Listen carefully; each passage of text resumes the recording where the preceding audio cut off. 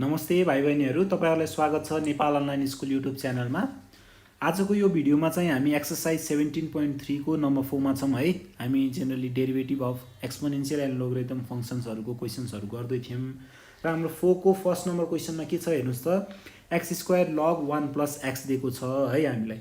र हामीलाई के भनेको छ त, differentiate the following with respect to x है।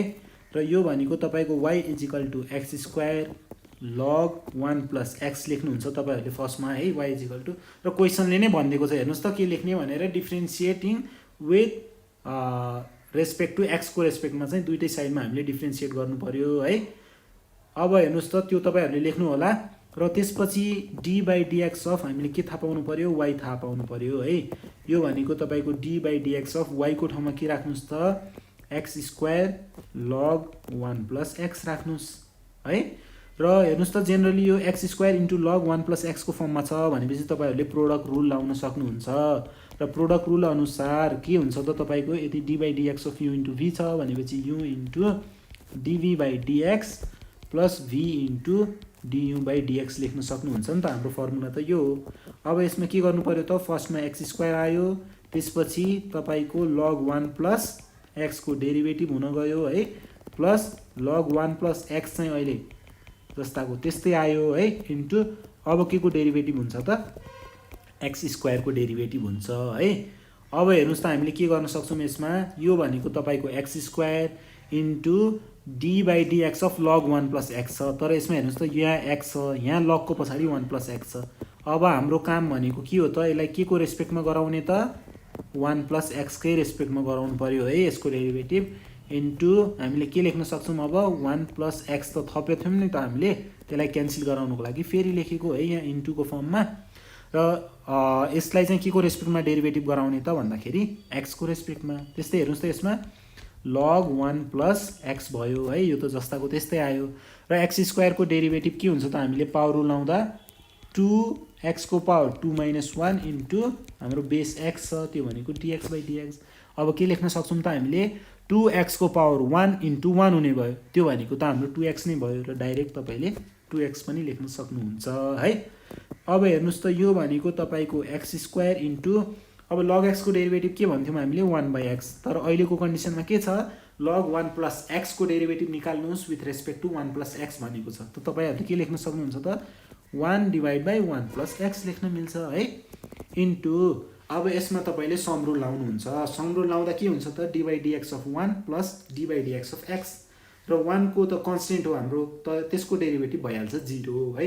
र 0 plus dx/dx 1 भयो, र 0 plus 1 हामीले के लेख्न पायौं, 1 लेख्न पायौं है, plus log 1 plus x into के छ हामीसँग 2x छ है। अब हामीले के गर्ने हेर्नुस् है त, यो भनेको तपाईको x² * 1 * 1 x² नै भयो, डिवाइड बाइ 1 plus x लेख्न पाउनु भयो है, प्लस अब के हुन्छ यो 2x log 1 plus x लेख्न मिल्छ हैन त हामीले, र यो नै तपाईको सोलुसन हुन्छ। अब हामी जाम नम्बर 2 मा है। नम्बर 2 मा के सोधेको छ हामीलाई भन्दा, x को पावर 5 e को पावर ax है, बीचमा इन्टु छ भनेपछि के लाग्ला त, पक्कै पनि प्रोडक्ट रुल लाउनु पर्ला है, फर्स्ट स्टेप भनेको। र यसलाई फर्स्टमा के गर्ने त, तपाईहरुले y = x को पावर 5 e को पावर ax मान्ने, र त्यसपछि हामीले differentiating on both side with respect to x लेख्छौं है, dy/dx भयो, र d/dx अफ, अब y को ठाउँमा के लेख्नुस् त तपाईहरुले, x to the power 5 e को पावर ax छ हाम्रो है। अब तपाईले लाउनु पर्यो प्रोडक्ट रुल। प्रोडक्ट रुल अनुसार हामीले के लेख्न पाउँछौं, फर्स्टमा x को पावर 5 लेख्छौं, त्यसपछि e को पावर ax को डेरिभेटिभ निकाल्छौं, त्यस्तै प्लस e को पावर ax लेख्छौं, र d/dx अफ x को पावर 5 लेख्छौं है। अब हेर्नुस् त यसमा x to the power 5 into यसमा d/dx छ, र e को पावरमा के छ हेर्नुस् त ax छ। त अब हामीले के गर्ने त, e को पावर x लाई के को रेस्पेक्टमा डेरिभेटिभ गराउन लाउने त, ax को है, ax इन्टु, अब मैले यो विथ रेस्पेक्ट टु x त थपेको हो नि त, यसलाई मैले क्यान्सल पनि गराउनको लागि यसरी लेख्छु है। र अब चाहिँ मैले x को रेस्पेक्टमा भनेर लेख्न पाउने भएँ है, प्लस e को पावर ax इन्टु, अब तपाईले यसमा पावर रुल लगाइदिनु भयो भने के भन्छ यो हेर्नुस् त, 5 इन्टु हाम्रो x को पावर के भयो यो 5 - 1 इन्टु dx/dx हुन्छ है। अब यसलाई तपाईहरुले के लेख्न पाउनु भयो 5 into x to the power 4 into हाम्रो 1 भयो।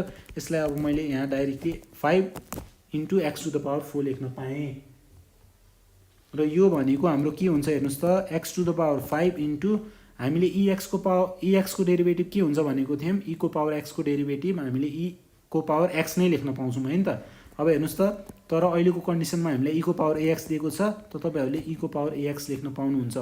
कति बेला भन्दाखेरि विथ रेस्पेक्ट टु ax छ भनेपछि मात्र है फेरि इन्टु हाम्रो d/dx अफ ax भनेको a इन्टु dx/dx भयो त्यो भनेको a इन्टु 1 तपाईले सिधै के लेख्दिनुस् त a लेख्दिनुस् र त्यसपछि plus 5 into x to the power 4 e को पावर ax भयो है।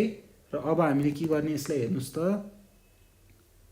5 x to the power 4 e को पावर ax मैले अगाडि लेख्दिएँ है plus a x to the power 5 e को पावर ax भयो। अब हामी जाम नम्बर 3 मा है। हाम्रो नम्बर 3 मा के दिएको छ हामीलाई भन्दा हेर्नुस् त sin ax into log x छ। अब है यसलाई के गर्ने भन्दाखेरि यो भनेको तपाईले फर्स्टमा y मान्नु पर्यो y sin ax into log x हुन्छ है। र अब तपाईहरुले के गर्नु पर्यो भन्दा differentiating on both side with respect to x लेख्नुस् र वी गेट भनेर लेख्नुस् है। हामीले के पाउँछौं हेर्नुस् त d/dx of y d/dx of के हुन्छ हाम्रो sin ax into log x लेख्न पाउनुहुन्छ नि त तपाईहरुले। अब हामीले के गर्नु पर्यो भन्दाखेरि हेर्नुस् है प्रोडक्ट रुल लाउनु पर्यो। प्रोडक्ट रुल लाउँदा के हुन्छ त sin ax इन्टु d/dx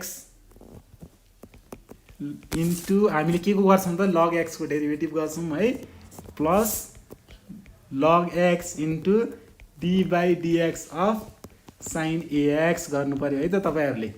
अब यो भनेको हेर्नुस् त sin ax इन्टु अब हाम्रो log x को डेरिभेटिभ कति हुन्छ भन्दाखेरि 1 प्लस x हुन्छ है त्यस्तै प्लस log x र तपाईहरुले sin ax को डेरिभेटिभ के लेख्न पाउनुहुन्छ भन्दाखेरि तपाईको d/dx अफ sin ax छ। sin को पछाडी के छ हेर्नुस् त ax छ तर के को रेस्पेक्टमा गर्दै हुनुहुन्छ त x को रेस्पेक्टमा गर्दा त हाम्रो कुरो मिल्दैन नि त। अब तपाईले के को रेस्पेक्टमा गर्नु पर्यो त ax को रेस्पेक्टमा गर्नु पर्यो र यो तपाईले थपेपछि त यसलाई क्यान्सल पनि गराउनु पर्यो है डिभाइड/dx हुन्छ। यो भनेको तपाईको sin x को डेरिभेटिभ हामीले के लेख्न पाउँछौं cos ax इन्टु यो भनेको a इन्टु dx/dx त्यसलाई a लेख्न पाइयो है।